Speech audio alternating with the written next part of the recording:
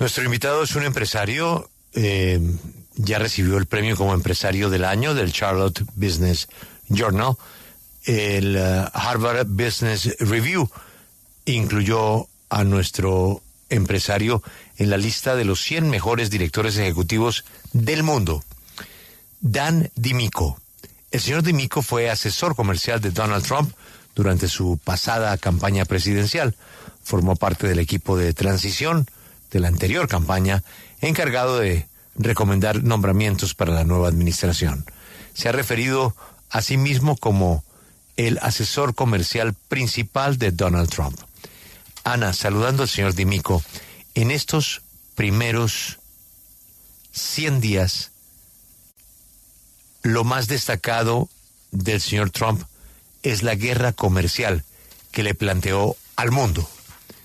¿Él está o no está de acuerdo con ese comportamiento económico de los 100 primeros días del gobierno de Estados Unidos? Good morning, Mr. DiMicco. Thank you very much for your time today at W Radio. And let's begin by asking you about this, trade war. We could say that Donald Trump has started in this first 100 days in office. And we wanted to ask you, do you agree or not on this trade policy with tariffs that he's trying to implement? First thing I'm going to say to you is that the United States has been a victim of a trade war by many of our trading partners for several decades. And in particular, the trade war was initiated decades ago by China, and it has to be dealt with. So I am in very strong agreement with the fact that something needs to be done to rebalance the global trade system away from being taken advantage of towards having fair and equitable trade amongst countries, particularly those that are important partners of ours. Él dice que Estados Unidos ha sido víctima de una guerra comercial por parte de sus aliados por varias décadas en este momento.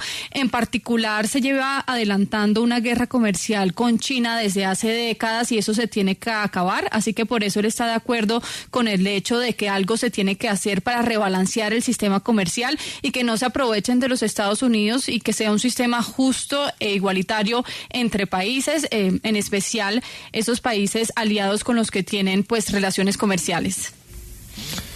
Ana, siempre que hablamos de esta revolución de tarifas, de aranceles, hablamos del señor Navarro. ¿Qué opinión tiene él del señor Navarro? ¿Quién es el señor Navarro? Every time we speak about these tariffs that President Trump is implementing, we speak about Peter Navarro.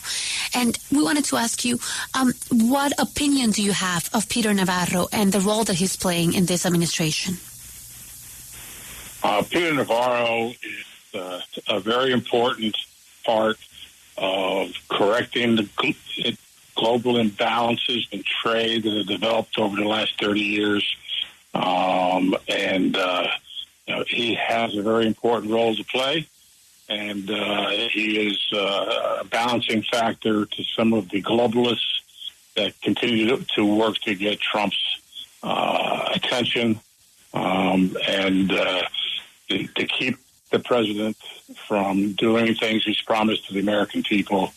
And so Peter Navarro is a very important part of the process, but he's one individual who's advising Trump among many. Peter Navarro es muy importante en el gobierno de Donald Trump para ayudarlo a balancear ese tema comercial que se ha venido adelantando en los últimos 30 años. Tiene un papel bastante importante que cumplir en ese gobierno y nos dice que es simplemente un individuo que está asesorando a Donald Trump entre muchos que lo están haciendo, pero pues por supuesto que es de esas personas que va a hacer que se cumplan lo que prometió Donald Trump a los estadounidenses, así que sí es parte importante del proceso. Sin embargo, un individuo más de todos esos que están asesorando a Donald Trump para balancear, digamos, esa guerra comercial que él nos dice se venía adelantando ya desde hace años. Grace, ¿cree él que se va a poder llegar a un acuerdo con la China? Mr. DiMicco, do you believe that an agreement with China in terms of trade is going to be reached, or do you think that's something that is not viable in the nearby future? My own personal opinion, professional opinion, is there is no deal to be made with China. As long as the Chinese have their directive of global domination, which is right out of the mouth of their chairman, Xi, that's never going to happen. And they've demonstrated time and time again, whenever we've worked to create some kind of deal, that they've undermined it or ignored it. The latest is the Phase 1 deal that was negotiated by Bob Lighthizer and the president in his last administration.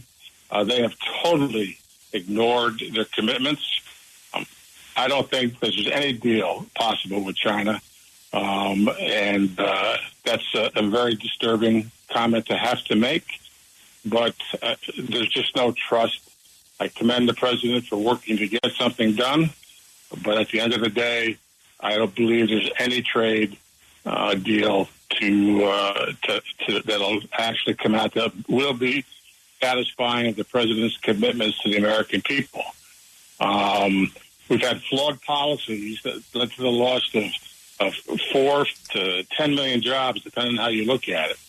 And our manufacturing sector has been decimated intentionally by our trading partners, particularly the Chinese. And we should be making them and holding them accountable. We should remove favored nation trading status. We should remove the permanency of it. We should remove them from a developing country designation, which is absolutely ridiculous. I know the president knows all this stuff, but I also know that he's hopeful that somehow we can break through and get a deal. My opinion is no such deal is there to be made, because they will never live up to it. And history supports that. Él cree que no hay ningún tipo de confianza en China, por eso no se puede llegar a un acuerdo comercial de ningún tipo con ese país. Nos dice que mientras los chinos tengan ese dominio global, pues no se puede trabajar en un acuerdo, porque simplemente lo que cree es que no lo van a cumplir. Eso ya se vio en la última administración, cuando llegaron a la fase 1 de un acuerdo en el cual ignoraron todos los compromisos. Entonces, por eso él reitera que no cree que un acuerdo sea posible con China. Es algo bastante molesto, perturbador para decir, pero simplemente no hay ese tipo de confianza para trabajar con ese país, y nos dice que relación comercial con China ha afectado mucho a los estadounidenses, ha comprometido muchos empleos en los Estados Unidos y ha afectado también el sector de la manufactura. Mr. DiMicco, thank you very much for your time. You're very welcome. Thank you.